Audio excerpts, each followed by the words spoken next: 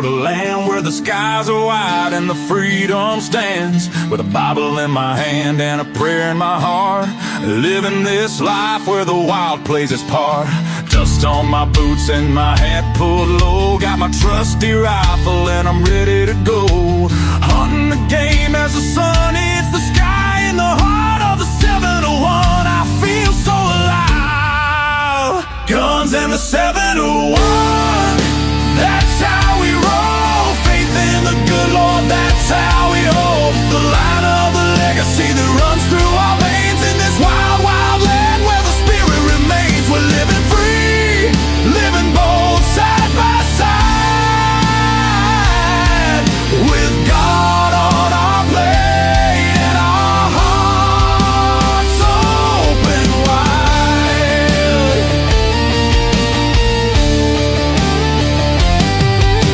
Ranching the fields, the cattle run free with a purpose so strong, it's our grand legacy. The rivers run deep as we cast out our lines, fishing the waters where the North Star shines. Got the warmth of the sun with the chill of the night.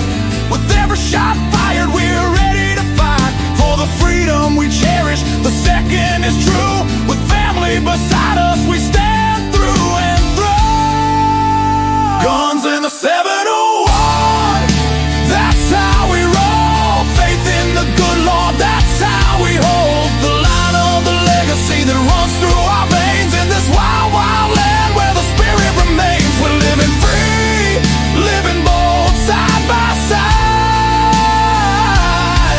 with God on our plate and our hearts open wide.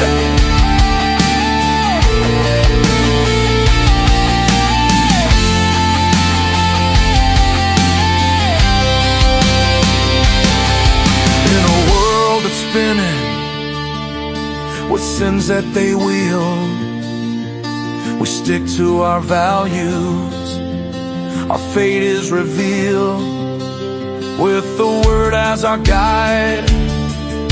We tread on the earth, a community built from the love, not the curse.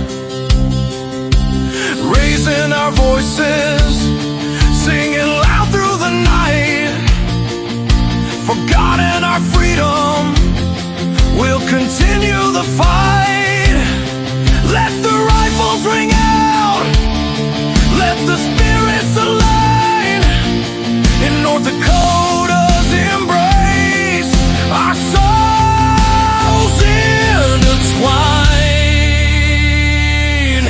So when you hear the gunshots and feel that proud sound, know it's faith and freedom that echoes around. From the fields of the ranch to the depths of the lake, with God on our side, there's nothing at stake. Guns and the 71, forever we'll stand in the heart of our faith in this great free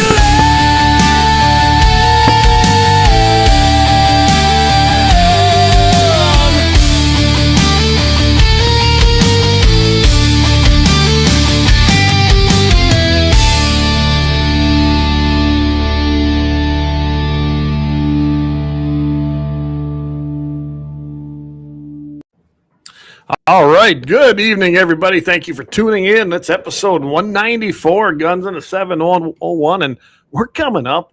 We're going to start our fourth year here coming up in August, Alex. Can you believe that? Wow. That's amazing. I can't believe we've been going that long. But, hey, thanks to all our great sponsors. LAUER Auto Repair has been with us since the very, very beginning, and we want to thank Axe and the boys down there. They do a great job in Bismarck over there. 309 South Washington Street, and we always say that we're coming live from the LAUER Auto Studios, and we're powered proudly by them. So we thank them and all the rest of our sponsors that have made this possible for each and every one of us. So before we get going, everybody, I'll let you know I got Alex Laws here. He, of course, is been a candidate for the North Dakota U.S. House. He's got some things we're going to talk about in regards to that. The big thing is we're going to talk about the North Dakota Trust Lands Completion Act of 2026. This is crazy language. It's a crazy idea. It's not the first time it's come about, but we're going to get pretty deep into that as well. And then, of course, all your comments, keep them coming in. I do my best to try and answer them all. The reason the chat doesn't display on here, and I'll show everybody, hey, one shot, it comes over the top. I don't know what happened to this thing, so just bear with me. I'm going to have to fix it, and I don't know what the fix is, but I'm sure I'm going to learn on my things, the things I never wanted to learn, right, Alex? That's there you one go. of the things Exactly. we have to do. But with that, though, I'm going to put up the Second Amendment, and if Alex would be so kind as to recite that. It'd be my pleasure. A well-regulated militia being necessary to the security of a free state, the right of the people to keep and bear arms shall not be infringed. Amen. And I'm telling you, 27 words, but they're a very, very important set. 27 words, in my opinion. Oh yeah. And I think the second protects the first, because if you don't have the second, the rest of them go away, and that's just the reality of it. So I always start out with a prayer. So let's do that tonight. Heavenly Father, thank you for the blessings that you've given to us each and every day, because as we know, everything we have is because of you and only through you. We thank you for sending Jesus Christ, your only Son, who died on that cross for us so that we could be fully redeemed if we just welcome him into our hearts. We pray that everybody that hears this tonight, if you're struggling, if you need a hand, if you can't find God, please get in touch with us. You can find us at gunsofthe701.com, and we will help you find the Word of God. Without him, without his Son, we never will reach the kingdom of our Almighty Father in heaven. Please bless our troops as they are battling for our freedoms and battling for our God-given rights. And please bring leadership to your word as well, so that they will make the right decisions and lead this Christian country back to the path of you. In your name we pray. Amen. Amen. All right. I've been doing that for a while, Alex. Oh, did we lose Alex? Uh-oh. Hey, Jamie's on. Good to see you tonight. Dennis is on. Good to have you on. Alex, did we lose you? Uh-oh. I think we lost Alex again. He kind of bleeped out here a while ago. I believe he's up at the North Dakota State Fair, I think. So I'm just going to send him. Tell you what, I'm going to take a quick break. Everybody stay tuned. Sorry about that. I'm going to see if I can't get him back on here. And I think he's up at the State Fair, so maybe he's having issues up there. I don't know. But hang with us. I'm going to just run a quick break, thank our sponsors, and we'll see if we can't get him back.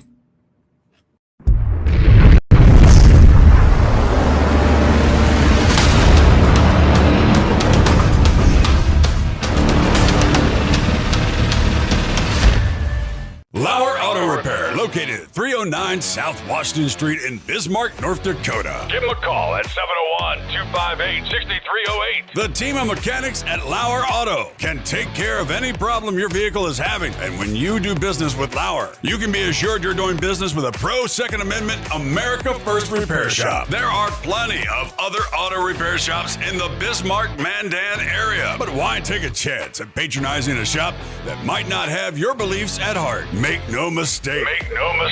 LAUER Auto is your pro Second Amendment repair shop. When you talk to the guys at LAUER Auto, don't forget to tell them that you heard they are a sponsor of Guns and the 701 and that you appreciate their support of our pro Second Amendment, pro North Dakota live stream and podcast. That's LAUER Auto Repair, 701-258-6308.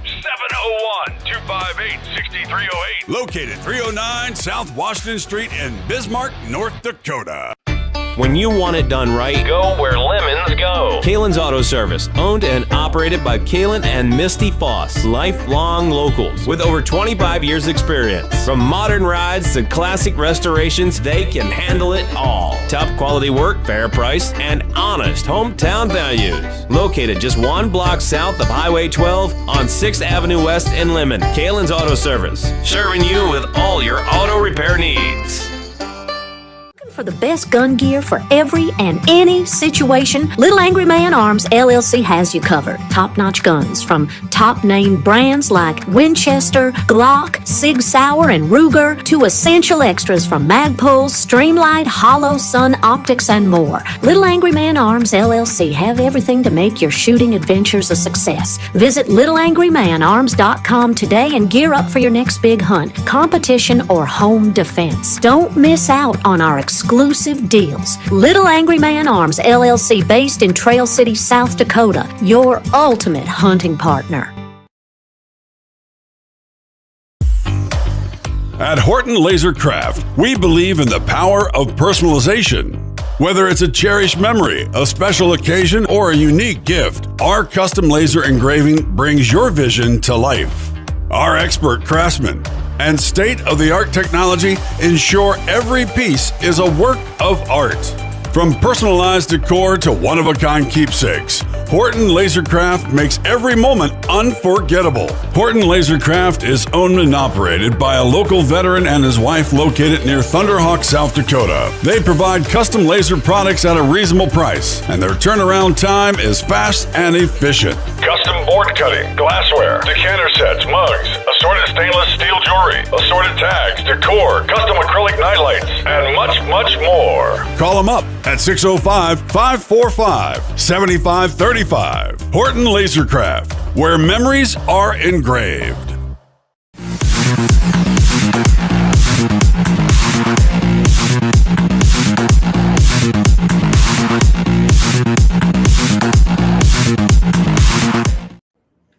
All right. Hey, sorry about that, everybody, but we got Alex back again. Hey, guys. Hey, Eric, good to have you on. Dennis is on tonight. Tom Donaldson. Hey, good evening. We love Tom, don't we, Alex? Yep, absolutely. So, Every time I got this, I got to tell you guys out there, I got this Apple phone. Never do that. My Apple phone seems to want to tell me what to do. So a call comes through and it just pushes me off everything else. I mean, I'll decide what call I want to answer, Siri, and I don't know what to say other than that. It's like, it's crazy. Yeah. I mean, I've got a Samsung, so I've got an Android, and Yeah. I had an Apple one time, and that I didn't have it very long. I could stand it. And I'm talking, this is one of the, way back when I was with the NRA, because that's what they gave us all, and I couldn't stand it. Yeah. Then they give us the Blackberries at one point. Yeah. Hey, Brian, good to have you on, fellow MV. Little lady says that's okay. We're just getting started, but I think we got to work through it. If it happens again, we'll just have Alex do the same thing. He'll just have to come back in. It kind of screws up the entire link, and I know what's happening. Apple, your phone's taking over the permissions, and they're taking it away from whatever you're running, because Restream has to be granted the mic and the video and all that. So yeah. All right, well, let's just dive into this, Alex. So the North Dakota Trust Lands Completion Act. Here's the bill number. Here's the cover page. HR 2252. This was introduced by, unfortunately, our lone representative, Julie Fedoracek from North Dakota, claims to be a Republican. She introduced this March 21st, 2025. Now, remember also, everybody, this bill there's been forms of this that have been introduced for decades, honestly. Whether it was just for North Dakota or other ones. And, here's my take on this, and I'm gonna let Alex have a stab at this, because he's got a lot of information on this.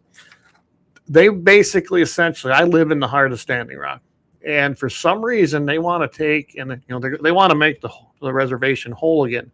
That's bull, because they'll never do that. There are so many of us here with private land that, let's just face it, the Indian people sold because they were given allotments. In fact, I have an Indian allotment that we own, and we have the other side of it that we rent, that were held by tribal members who they can sell them. You get a patent paper. And if you don't know that process, everybody call me. I'll tell you, it's insane. Anyway, so that's you're never going to make the reservation whole, because my place ain't for sale, and I know nobody else's is around here either. So that's just a stupid narrative to begin with. Here's my problem, and this is why I hope hunters and shooters. Hey, Matthew. Hey, our NDGOP chair. Glad to have you with us tonight, Matt. If you're a hunter or a shooter and you think you got problems now, finding public land and public access to hunt on, especially within the reservation. If they do this, you're going to lose most of it, because I imagine that in that North Dakota trust land, they're going to use mostly the school lands. They don't say this in the bill, but that's the biggest majority of the land.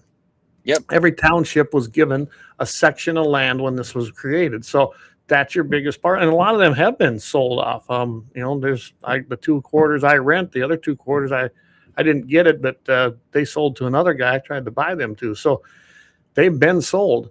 But right now, you're going to lose all access to those lands if this transfer takes place, and you'll be under the tribal jurisdiction of rules, regulations, fees, and licensing. Not a good thing. Non-tribal members that are non-residents pay through the nose for a non-resident deer tag. Yep. So that's right. Yeah.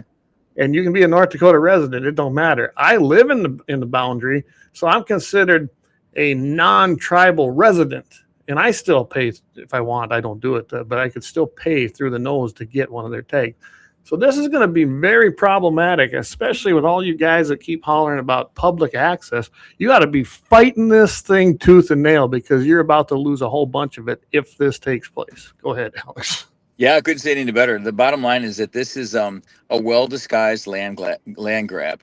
And what they did is they took our congressional representative, and because she'll rubber stamp anything, and they put her up and they said, look, you put this through because, it sounds all nice and goodness and light, and then nobody will question you.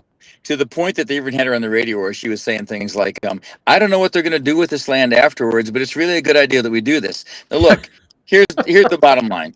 That's garbage, and everybody out there knows it. And so what we're faced with is, because 77 out of 10 North Dakotans voted for her, we've got a person there that's pushing forward an act that is literally going to steal land from North Dakotans. So I want to set aside 2 things. One, I want to break down the piece of federal land and state land. Yes, I think there is a way forward to move from federal land so that it becomes state land. But I will say early on in this conversation, not with the current administration in North Dakota, not with Kelly and the rest, because you're going to lose that land.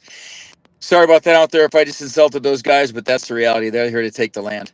So you're going to lose not just that piece that gets moved or sold or traded, but they're going to swap that BLM land, which right now you have incredible access on. That'll become state land or it gets swapped into, and then they're going to sell it.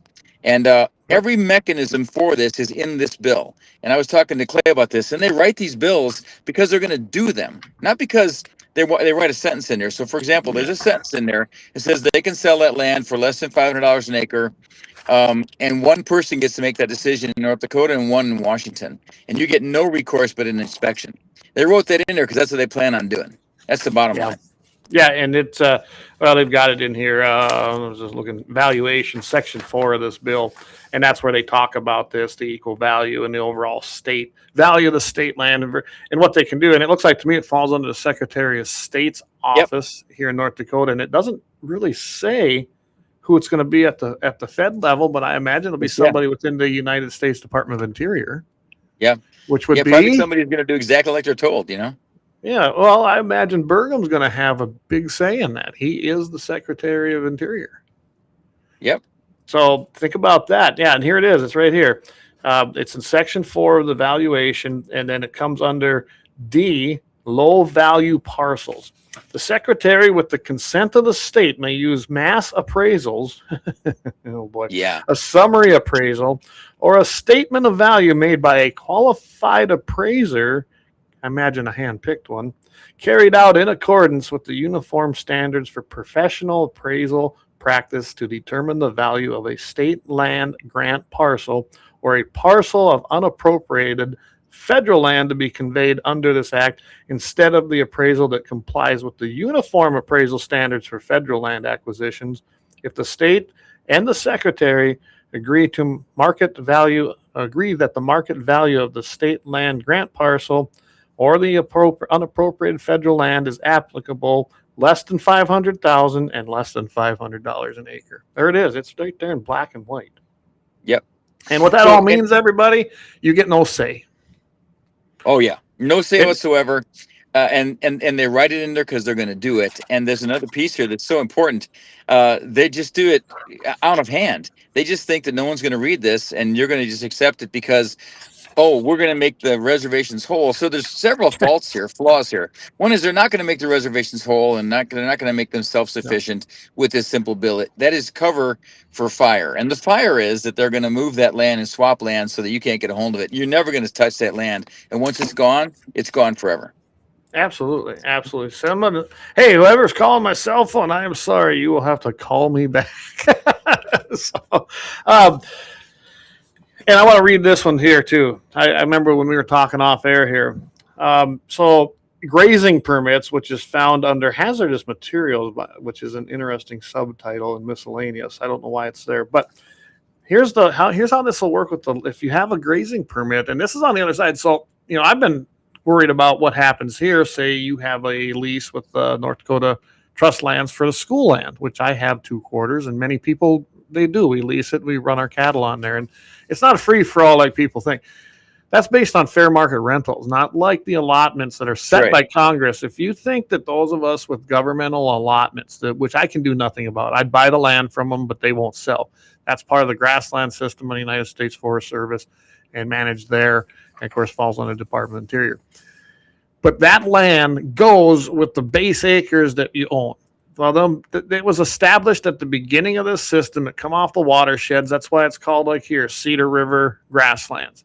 Down in the Lemmon area, it's the Grand River grasslands. You got the Little Missouri because they're all based on watersheds. That's how they accumulated them and gained access. I'm not going to go in that whole history tonight, but that land and that particular rental per animal unit is set by Congress. Nobody can change it without literally a congressional act that would have to come out of the House, probably, then, of course, go to the Senate and then on to the president, just to make an increase in rent. Well, you and I both don't know that'll never happen because wouldn't that be a bomb that they'd be jumping on? Probably. Oh yeah, absolutely. Yep. I bet every ag organization would come out against it. And I'm just going to flat out say it. I don't want to see it go up either, but I'm telling you, the rental rate hasn't moved in decades, and it definitely is not in compliance with probably where it should be. But I can tell you, it's like touching Social Security. It's never going to probably happen. But the grazing permits, what I found interesting. On the flip side of that, if that land, let's just say BLM land, and that piece then becomes a piece of state land, right? Well, right here they have it. If under the act that is subject to a lease, permit, or contract for grazing of domestic livestock in effect at the date of the conveyance, the Secretary of State, as applicable, shall allow the grazing to continue for the remainder of the term of the lease, permit, or contract, subject to the related terms and conditions of the user agreements, including permitted stocking rates, grazing fee levels, access, and ownership and use of range improvements. So here's what happens. Yeah, you'll still get to lease that. And I've heard her say this, and I've heard a couple other people tell, you still get to graze it. You get to graze it for the remainder of your lease when it comes out of the BLM hands and goes into the state. But there's no guarantee they're going to re-up that, and they don't have to. Well, they don't have to. And Clay, I'd like everybody. Boy, I love doing this part. This is the second grenade we get to throw in here. Julie, and Hoven and others are putting in what's called the Lease Reform Act. Now, the Lease Reform Act is going to be sold on the same idea, which is that if you've got a lease and you've had it forever and you want to change that because it's really not paying you enough for your land or something, or it's not right, or access isn't right, they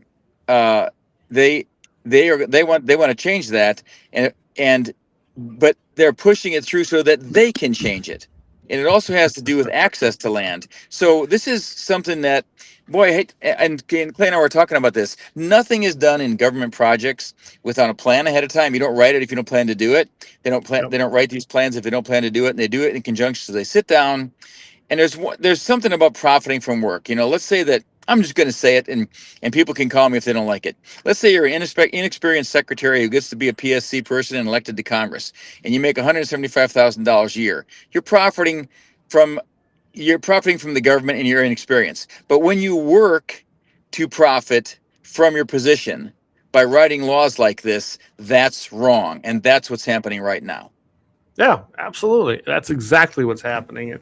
And there's a lot of stuff in there about the minerals. And let's, I'm telling you, it's a 10-page bill. Yep. Go read it. It's HR 2252. If you want an easy link, go to Guns in the 701 on the Facebook page, and it's pinned at the top. You can't miss it. Click on it, click that link, and read this bill. I've read it. I'm sure you have too. I understand it. I can tell you right now, some people aren't going to understand some of the stuff in there. They're written that way on purpose, aren't they? They are writing bills so that you don't understand them. And if you're not familiar with that kind of lingo, it's tough to sort out probably for some. But I'm telling you right now, it is a big land grab. It's not going to be beneficial to any of us. And somebody's pockets are going to get lined out of this, aren't they? Sure, they're going to take this land. It's going to be sold off. Big dollars are going to bid on it once Kelly decides who gets to buy this land. You're going to see your BLM land go away, which a lot of people are going to say, hey, it should be state land. You're going to see it. You'll never touch it. They'll buy it for such a cheap price. Secretary of State will decide the price on it. They'll get to look at the paperwork, and that's it. And the most important thing, like I would say, read the bill first of all, and then. But if you really want to read, jump down to the bottom of it and read the stuff where it gets into the text of it. Because the beginning is a lot of things where they changed it and put it in for amendments. Right. And the other piece then is I would encourage everybody, go to GovTrack, because you get to then read Fedorchak's comments on it, which tells you how they're selling it. And then you can also read the bill again. And then, look, when it looks really daunting, read it and then leave it alone for a day and go back and look at it again. And it's not a good bill. They need to pull this off and stop doing it. There is already legislation. For example, in 2000, they passed the Federal Land Transaction Facilitation Act. This lets BLM sell land or swap land, and they take those profits and then they buy recreational land, or they buy what they consider preserve land. Well, that's what the definition of it is. But the reality is that whole bill, if you dig into that one, which is already an existing law, allows for the swapping of land by ranchers. It's a long process. It could take a year, but you have reviews and you can argue it and you can say, hey, wait, it's not worth as much as my land, or it's not worth as much as this. This one, even the BLM officials do not like this bill because it skips past so many steps for valuing land and being fair trade on lands. So if that should tell you something. They don't even feel like it's fair for value, Well, it won't be, and there'll be somebody's they'll pick somebody to their liking. Let's just put it that way to make those evaluations. And I just pulled it up here on the website on Congress.gov. So everyone needs to know too. I guess we didn't mention this. It passed the House. So just so you guys know, it passed the House in the Senate. Now, I guess you could look at it this way, Alex. Lately, the bills go to the Senate to die, it seems like. But so maybe this one will too. But I really encourage you to call Hoven and Kramer in North Dakota. And if you're down in South Dakota, get a hold of that Commie Thune and, of course, Rhino Rounds, and let them know how you feel. That you don't want to see this. Because I'm telling you right now, you've got a lot of reservations down there in South Dakota as well, and they've always wanted the Black Hills. They don't have it yet, but I would see where this could end up being something that might let them even creep into there. You got Pine Ridge. I mean, there's a ton of reservations around down in South Dakota, including Standing Rock. It shares North and South Dakota. So keep an eye on that and make sure you go read this bill and you call those offices and say vote no, because it already passed the House.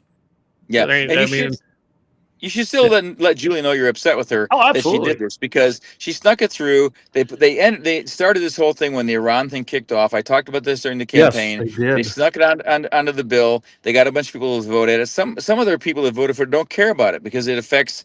There's not a lot of reservations in some of the states where people voted for this, and they obviously did some horse trading.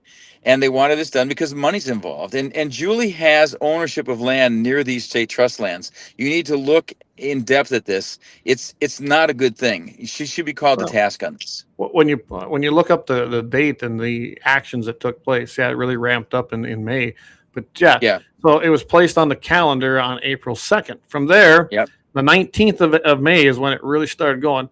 Westerman, he moved to suspend the rules and pass the bill as amended. So there we go. I mean, I know they do this, but you look at this. Considered under suspension the rules on May 19th, 3:38 p.m. Of course, that's out on the East Coast time. Then they had debate on it for 40 minutes. Ooh, wow, really? Wow. Yeah. Then a motion to suspend the rules again was made to pass the bill as amended and agreed by a voice vote. Yeah. I was looking for the voting, and it was a voice vote. Motion to reconsider laid on the table. This is all on the 19th, guys, throughout the day, without objection, and then it passed. Yep.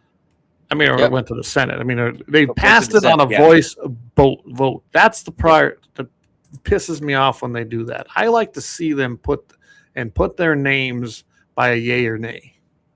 Yeah, exactly what they should have done. This is a lot of money involved, and this is land. This is going to last forever, and this stuff lasts forever. And they're even talking about it that way, that this is something that's supposed to have been solved so long ago, and they needed to do it, and the federal government owes us this. But then they do it like this. It's absolutely wrong.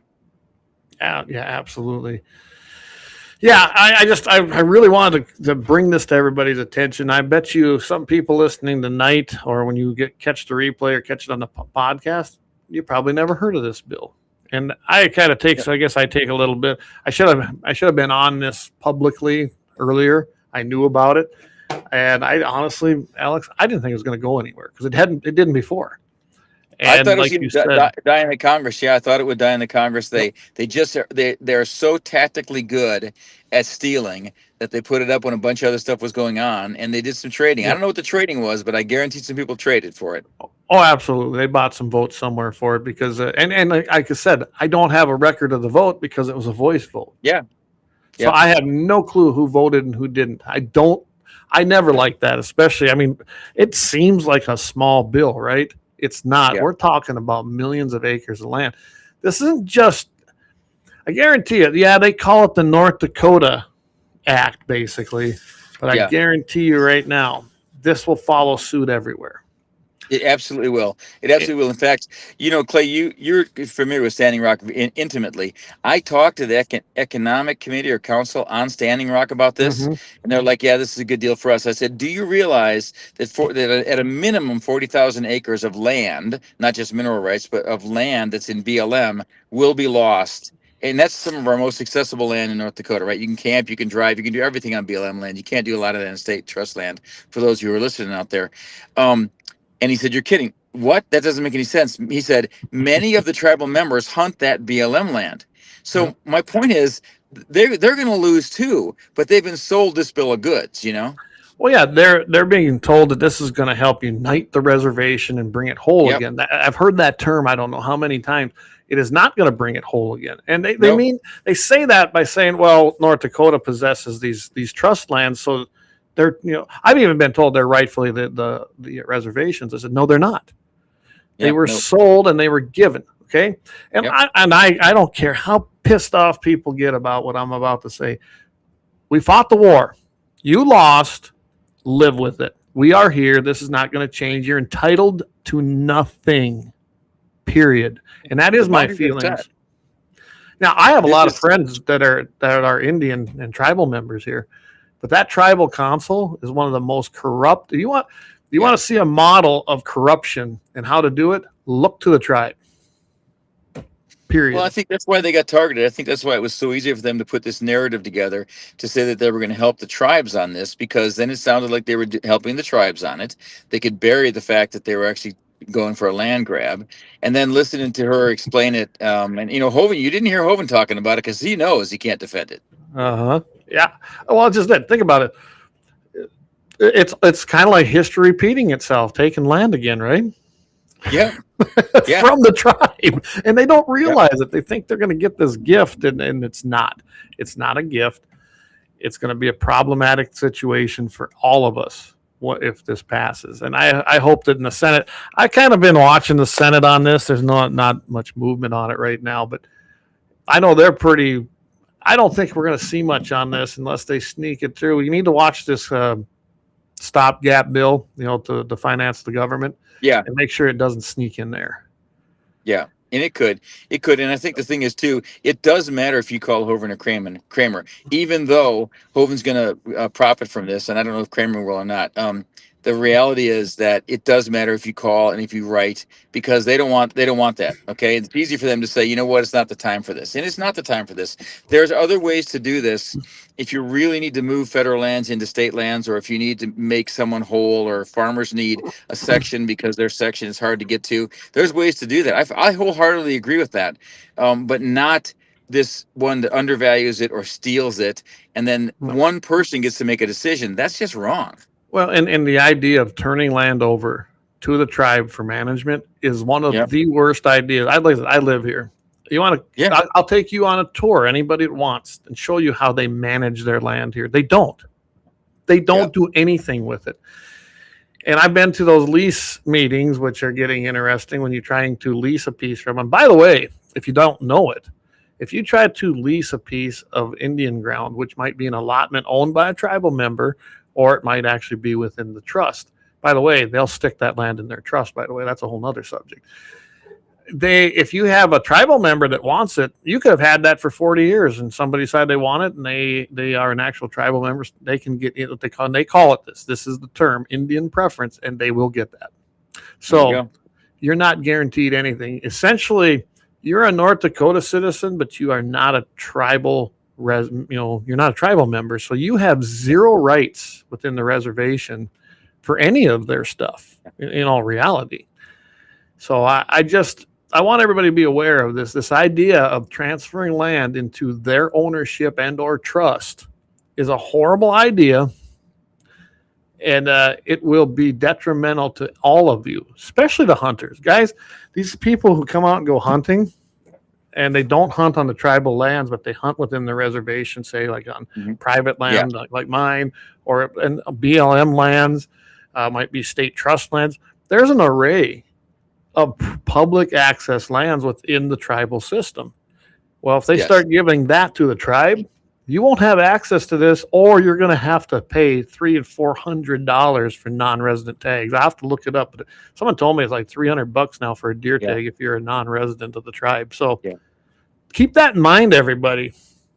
It's going to affect you. And they've got some crazy rules too when it comes to where you can shoot and not shoot. It isn't like a free-for-all in some of these places. So.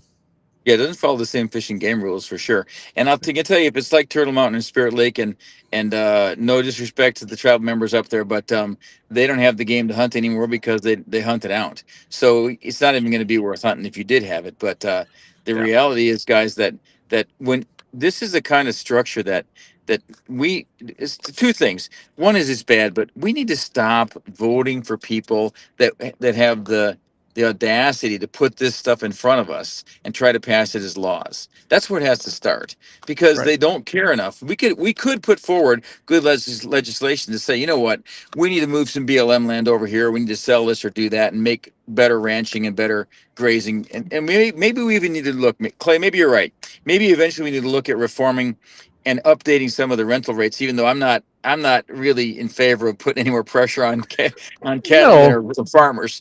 But that can be done by process. It should not be done to line the pockets of a congressman or senator. I agree. So I had to do this quick. So I just pulled up Standing Rock's Game and Fish. So just so everybody knows, here's a deer archery fee. If you are a tribal resident non-member, that would be me, because I live here, within $1,000. If you're a non-resident non-member, $1,000. Now, I'm just letting people know. Deer gun, $1,000. Everything's $1,000 if you're a non-resident, non-tribal member, or even a resident non-tribal member. That is the price to hunt a deer. So right now you're paying what was it, $35, $45? I don't even remember what the deer is in North Dakota, because I have a gratis tag. Yeah. So I'm telling you, you're not going to get the hunt for under $50. If it goes into the tribal system, you're going to have to get one of their $1,000 tags. Just so you guys know this. That's what I'm getting at. Nobody's even thought about this stuff. Well, they're not people that are on the land. They're just profiting from the land. That's Right. why. I mean, even when you talk to them, they can say that they're pro Second Amendment or they're backing the rest of it, but they're not thinking through those of us that have to live here and work on it or cross it. It doesn't make any sense for usability. No, it don't. So antelope tags are $750. Jeez Louise. Yeah, I hadn't really looked it up. I probably should have, but and yeah, there's elk. There's some nice elk down here, honestly. Yeah. Oh yeah.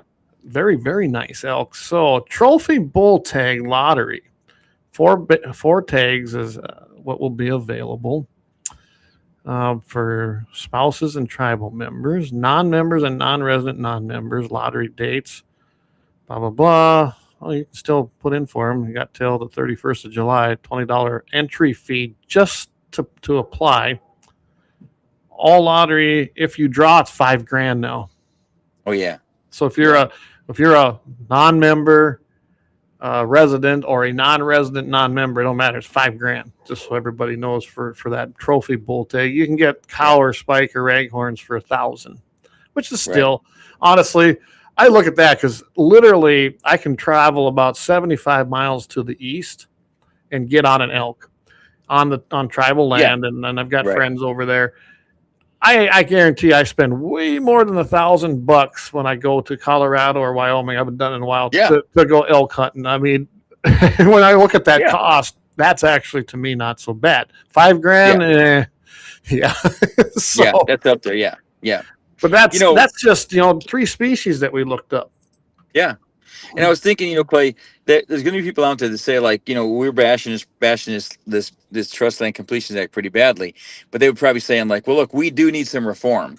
We want to get some of this BLM land transitions back into state land so we can profit from it, so we can use it or whatever. Okay, I'm not against that, and there could be legislation for that to transition back, but it needs to stay where the state can then profit from it, instead of being made available to sell to the highest bidder. You can't lose that land, guys. And and I've always said this, and I still believe it. The federal government isn't supposed to own that much land. That was never constitutionally a mandate. It really wasn't. Right. We know what's in the Constitution, and it talks about the creation of DC, the 10 by 10 square miles, post forts, things like that, but not what we have become today. All right. With that said, I don't want to necessarily see it sold off privately because I know what's going to happen in today's world. So I think at the very least, it should return to state control. I'd like to even see it county control, but let's get it to the state control first. Yeah. And get the feds out of it. That would be a huge thing, but not this way. This ain't the way to do it. Exactly. I wouldn't even mind a clause in there that says that it can be leased and rented and used for profit for the counties or the state, but something. We need a good number of people to sit and talk about this, but something that says that it can't be sold to the highest bidder, because we won't ever see that land. Right.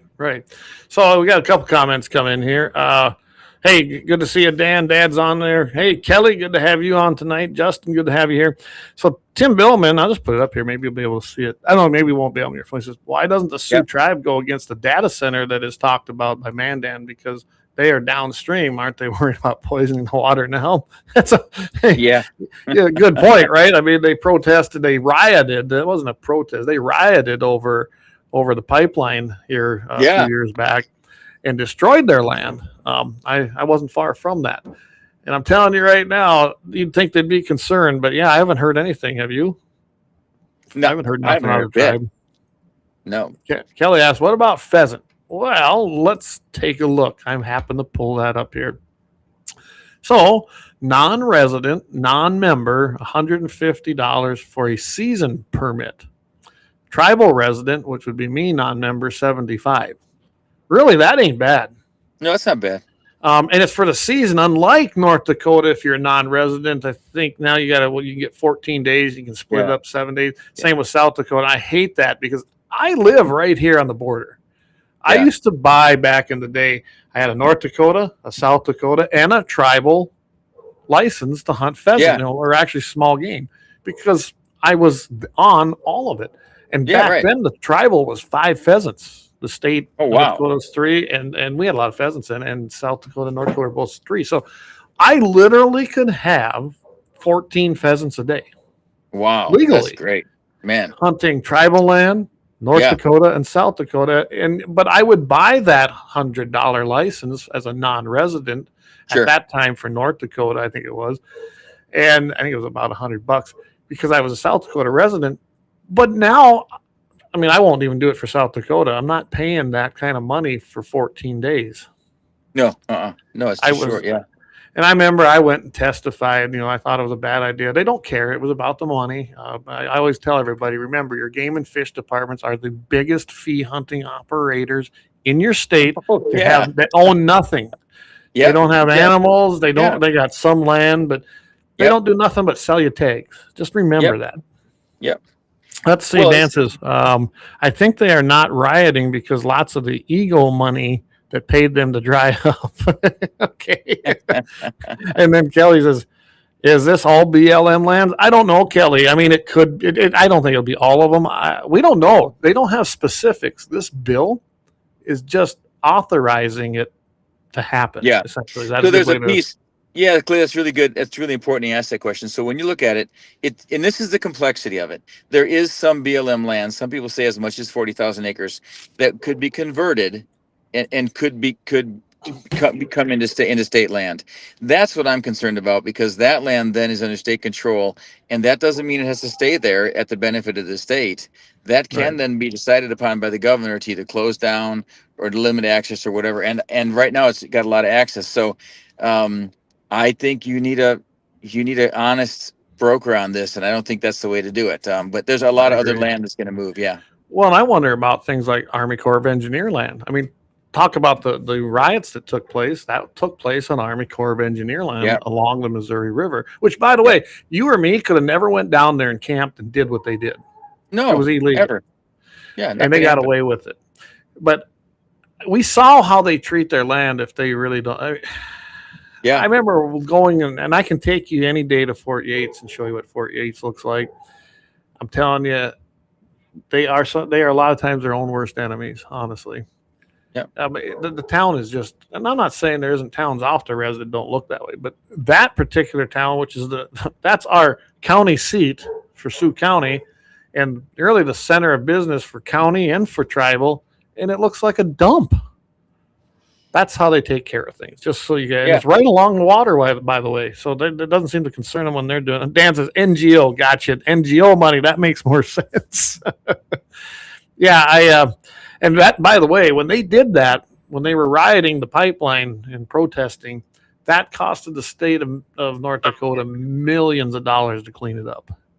Oh, I don't doubt it at all. Yeah. So, We'll tell you what, we're about 10 minutes to top of the hour, Alex. Let's take a break. We can come back and we can wrap this part up. Sounds good. And we got plenty of things we can come back to. So we're going to take a quick break. Thanks, everybody. Go ahead and get yourself your beverage of choice. Mine's water these days, but take a break, use the bathroom, whatever you need to do, and we're going to be right back after these ads. Sounds good. Thanks.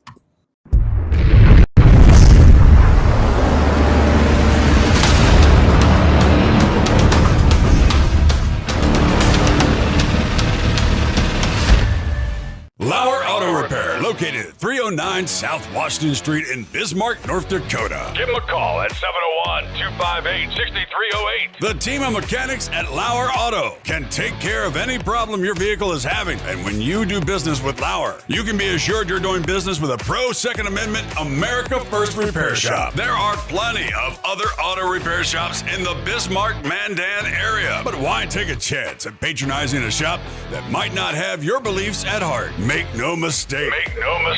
LAUER Auto is your pro Second Amendment repair shop. When you talk to the guys at LAUER Auto, don't forget to tell them that you heard they are a sponsor of Guns and the 701 and that you appreciate their support of our pro Second Amendment, pro North Dakota live stream and podcast. That's LAUER Auto Repair, 701-258-6308. 701-258-6308. Located 309 South Washington Street in Bismarck, North Dakota. When you want it done right, Go where lemons go. Kalon's Auto Service, owned and operated by Kalon and Misty Foss, lifelong locals with over 25 years experience. From modern rides to classic restorations, they can handle it all. Top quality work, fair price, and honest hometown values. Located just 1 block south of Highway 12 on 6th Avenue West in Lemmon. Kalon's Auto Service, serving you with all your auto repair needs. For the best gun gear for every and any situation, Little Angry Man Arms LLC has you covered. Top-notch guns from top-name brands like Winchester, Glock, Sig Sauer, and Ruger to essential extras from Magpul, Streamlight, Hollow, Sun Optics, and more. Little Angry Man Arms LLC have everything to make your shooting adventures a success. Visit littleangrymanarms.com today and gear up for your next big hunt, competition, or home defense. Don't miss out on our exclusive deals. Little Angry Man Arms LLC, based in Trail City, South Dakota, your ultimate hunting partner. At Horton LaserCraft, we believe in the power of personalization. Whether it's a cherished memory, a special occasion, or a unique gift, our custom laser engraving brings your vision to life. Our expert craftsmen and state-of-the-art technology ensure every piece is a work of art.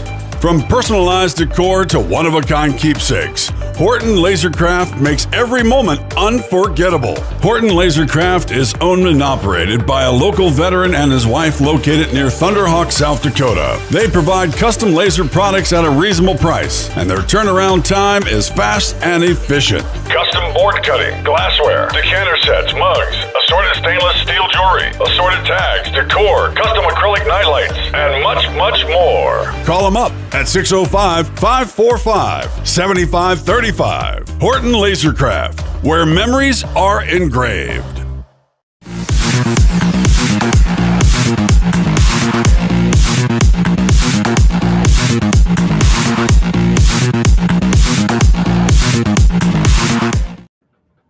All right.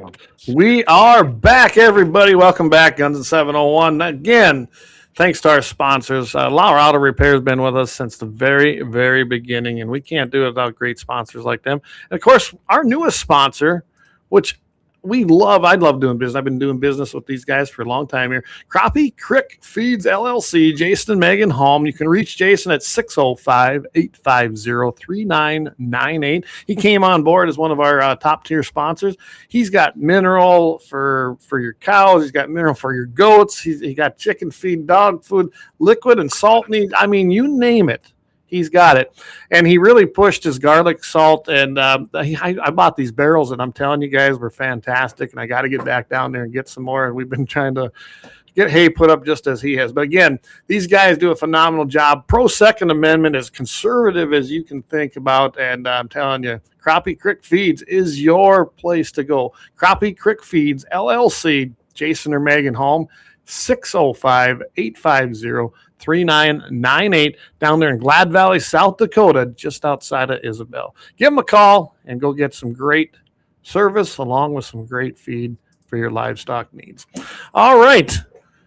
So now you're at the fair, right? The state fair. Did I get that right? We're at the fair. Yeah, we're just heading. We just picked up everybody, and we're heading over. We're going to stay the night in Minot tonight. We're going to come back, and we're going to crush it again tomorrow. We got the grandkids, and my daughter's here with the son-in-law. We've kind of taken over the place, I think, almost. So the next time that we're going to be in the same vicinity, I've got our new version of these. I got one for you, by the way. Thanks a lot.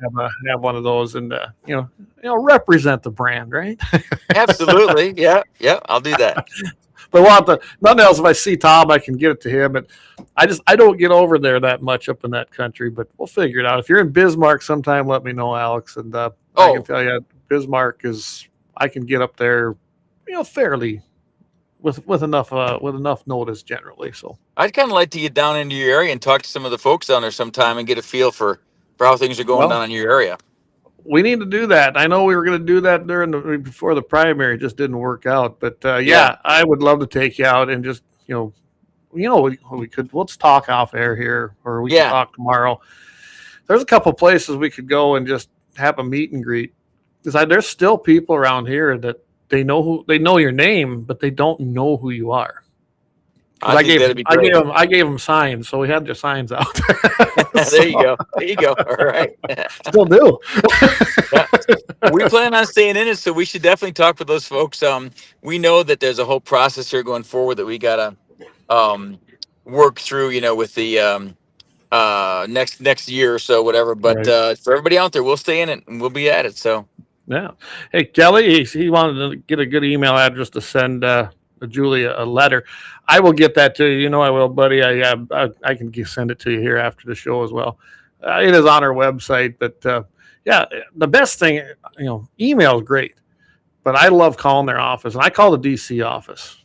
Find that 202 number. That's a DC prefix, and it's on our website. And call and let them know. You won't get her, but I'm telling you right now, if you don't call and they don't hear from you, then they think all is well. When they start getting calls coming in, that's when these guys get nervous. It's just like when we go to the legislature and you fill the committee room when they're having a hearing. Them guys are nervous. I don't know why. I mean, they're representatives and Senate. They're supposed to represent the people. You'd think they'd want them in there. But making them nervous is easy. Just fill the room. Or flood the calls. Yeah. And if you got friends, just do it, set it up, break it up. A couple calls every single day from all your friends. Just call on the same topic. They will get through, and they'll just say, look, I'm getting all these calls, even if it seems like a nuisance to them.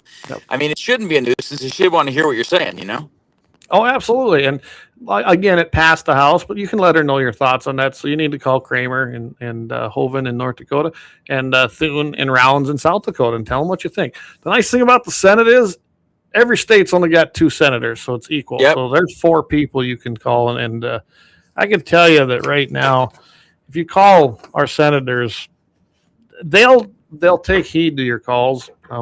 Yes. They will. Yeah, it matters to them. It does. Yeah. Yeah, yep. That's a good way to put it. So, all right, you just mentioned it. So, House of Representatives race. What are we looking at, Alex? Well, certainly, I'd like to run again for the Congress because I think that's an important place to support the things we need done in North Dakota, and I believe that controlling the budget and those things are critically important. I guess it's going to depend on whether Julie lifts and shifts and hides up in the Senate. I think that, look, for everybody out there, my crystal ball says that Hoven's getting her ready to take over in the Senate. He'll step down and give her that seat. That way she's protected and they get a rubber stamp in the Senate. That's pretty scary to me because she has no experience. And then we've got 2 races to run. Somebody's got to run against her in the Senate. Somebody's got to run against the new congressional seat. Yeah. Her in the Senate would be... I shouldn't say she's harmless in the House, but compared to the Senate, she's harmless. Exactly. The Senate is where, think about it, that's where treaties are ratified. That's where cabinet members are ratified. Everything there you go. I mean, the powers of the levers of power within Congress really sit in the Senate, and that was by design and not how we have it today, because they passed a constitutional amendment to make them elected by the people, because the Senate used to be elected by your state legislatures. That's right. And that was actually a better reflection of the actual base in your state. It really was. I liked it better that way. I'd love to see it go back there. And some people are not going, what are you talking about? Well, read your Constitution, pull it out, and then look it up. It is in there. And that is how this was set up. That's why there was so much power laid within the Senate, because they were 6-year terms. They were equals from all the states in the country, 2 senators per state. That's why it was set up there, and they were elected by the state legislatures. So you wouldn't. I can tell you, when that was happening, you didn't see. It was different then. They were liberal, conservative, but for lack of a better term, you wouldn't see a diehard Republican state send Democrat senators to Congress. Yeah, because the legislature was electing them. Just like you wouldn't see California, who people don't know this. Most of them are Democrat from the House of Representatives, but there are Republican reps out of the state of California, at least for the time being. Yeah, that's right. Yeah. So it does happen. So just keep that in mind, that's why the Senate bears so much power. And I'm with you. The point is, Yeah. I wouldn't really want Julie there either. She will not be representing us. She Well, you and will I be talked about this, but representing those who put her there. yeah, I mean, you and I talked about in Dakotans, so much influence is levied on North Dakota from the federal government that you really want to be careful picking and choosing who goes up there. So it's okay to do some introspection and just say, look, what we did here is we picked somebody who was an appointee, we put him in Congress, and now we're going to put him in the Senate, and maybe it's time to change that because they're going to continue to weigh in on North Dakota policy. It's got an undue influence. It really does. Yeah, I agree. The Senate seats are important in any state, but they really are, with all the things that are in North Dakota, and like you and I were talking off air. This state is very much influenced. Well, for one, by oil and gas. We know that, right? There's outside influences. And they are a big player as far as in the Senate because of our assets in this state. People, they want to be part of this state that don't live here. You get out of this area. You've been out east. I've been out east. I've been a lot of places too. You tell them where you're from. They love the idea, and they think our state is diehard red, and it's not. It hasn't been. I learned that when I moved up here. But they really want to come here, but they don't like the cold. They've got this impression. You've heard all the things, but they understand that North Dakota is rich in assets, don't they? They do. Oh. Yeah, they understand. Our connection is there. Are we okay? Oh, it's you're breaking up pretty bad there. Yeah. Are you still there? I might lose you because we're heading over to lodging. But can I? Again? Oh, there we got you. Oh, there we go. Okay. Yeah. I was going to say we might lose you. We might lose you in a bit here because we're heading out to the base actually. Okay. But I wanted to say, for everybody out there, first of all, thanks a lot, Clay, for bringing this to everybody's attention. And we're going to stay on it. If you want to reach out to me, send me a note on this. We'll talk about it some more. But I'd just like to see us be a little more cognizant of what's going on with them because it's too easy for them to do this grab right now. And if it goes through, we'll be looking at it 5-10 years from now saying, why did we let it happen? And it's just wrong. Yeah, absolutely. This will have a long-term effect on us as a whole. And not a good one. It'll be a negative effect. Yeah, exactly. Yep. Yeah. Well, if I'm going to lose you, Clay, I'll tell you, thanks a lot, guys. I'll talk to you soon. Yep. Thanks, Alex, for coming on, and we'll have you on again. We should have had you on here earlier, but Hayden kind of took my whole schedule here this summer. So thanks again, Alex. Have a safe trip. Enjoy the family and the fair, and we'll have you back on again. How's that sound? I will. Thanks again. God bless. Talk to you soon. God bless. Yep.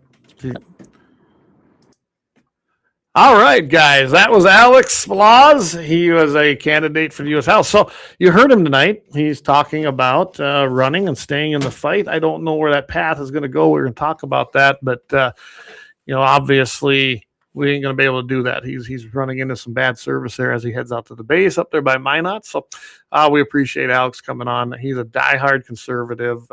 He's got my support, whatever he does. We did talk a little before we went live. Some of the plans, I think he's got it right. I do believe as well. I guess I've had this thought for a long time. It looked like to me that possibly Hoven's going to retire.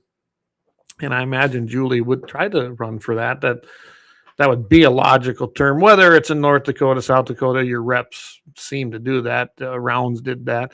Thune did that.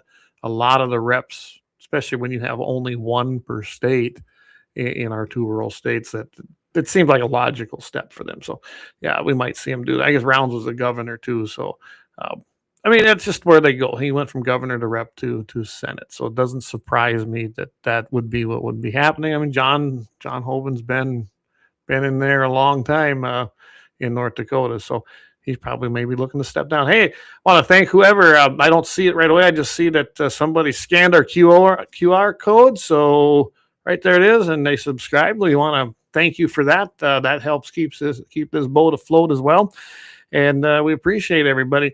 So I've got some things going on here this evening yet, so I wanted to have Alex on and hit on that. We will be coming back live next week. I believe now. I gotta confirm this. I might be back on tomorrow or Thursday. Nate Brown is on the road. He was the NRA field rep that was covering South Dakota and Wyoming. Then he transferred to the Whittington Center, and he's got some big things going on down there in Raton with the NRA Whittington Center, and him and I had a conversation the other day. So don't be surprised if we end up going live tomorrow. And sorry, Jamie, I guess I got to work around Nate's schedule, but it'll either be tomorrow night or Thursday night. I don't know. If it doesn't work, we're going to bump them into next week. So just keep that in mind. I'll be on live, of course, Friday with Todd Mitchell in the morning. I'll look forward to that each and every week. I can't make it all the time. I couldn't make it. I was out bailing, honestly. Last week, we had to do that. That's just the nature of the beast this year with the heat and early mornings. But 7:15 a.m. Mountain Time, 8:15 Central. Mitchell in the morning, KFYR, 5:50 a.m. You're going to want to tune in for that. We always have a good thing. And that's kind of where I have moved my happy ending of the week. I don't do it here much anymore. Once in a while. I was going to talk a little bit about some things I've seen. You got some, just looking in Virginia, the magazine ban and things like that have been now basically been put on hold. So they're back on the shelves. And from what I understand, they're flying off the shelves because that there was a judge that stepped in there, and I think you're going to see those cases move up throughout. I've still been keeping up on this. These cases are going to move into the Supreme Court eventually, and they're going to be decided. We just saw the Fifth Court give us a victory. So, Fifth Circuit Court, they're basing it on Bruin and Heller. I mean, think about that. Those two cases were so important for the victory that they have set precedent, and that historical use is setting it even further. By the way, Second Amendment Foundation, I know, is involved in this, and I think the Suppressor Association of America, I think that's what they call themselves, they're bringing cases challenging the NFA now, which we knew was going to happen. There's been some small cases, but they're making it into the bigger courts now as they work through the process. I really do believe that you may see that possibly next court session. I don't know. We'll see how fast they move through. Because there's no tax anymore. So it's zero. So it's not a tax anymore. And that was the whole basis of the National Firearms Act of 1934. We shall see. And of course, we're going to find out. We're going to get a definition on AR-15s, aren't we? Court said they're going to hear that case when they come back. So a lot of things going on in the Second Amendment world as far as court cases and things like that.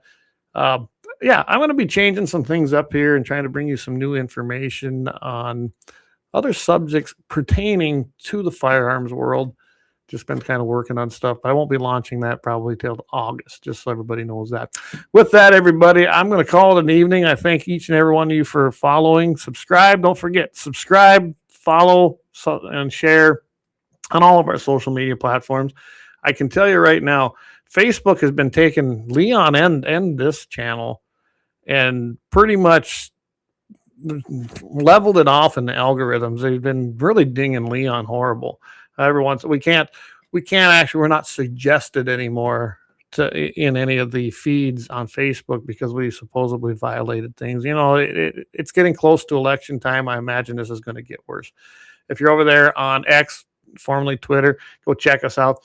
Give us a like, follow us, share it, invite your friends, and we thank each and every one of you for the support. We're coming up on our fourth year starts here in August. So again, thank you everybody for supporting us, and spread the word. We try to bring you the best. I can tell you this is a short one tonight, and mainly because I got some other things I need to do before we head back out and try to bale some hay up.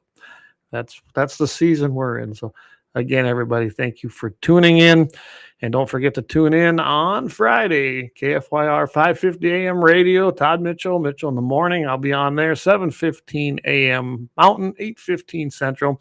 Then you're going to tune in that night for Blackbeard Logic with Leon Francis. He's 5 Mountain, 6 Central. And, of course, the Sunday Sportsman's Devotion with Vance Bishop. If you haven't been watching that, please go look it up on all of our social medias. That is just it's a great show, and it brings the word of God along with some things in the sporting world. And he likes to fish, so you're getting some fishing news there too. So check all those out. All right, everybody, God's blessings to each and every one of you. And remember, the only way to God's kingdom is through Christ himself. Keep your powder dry.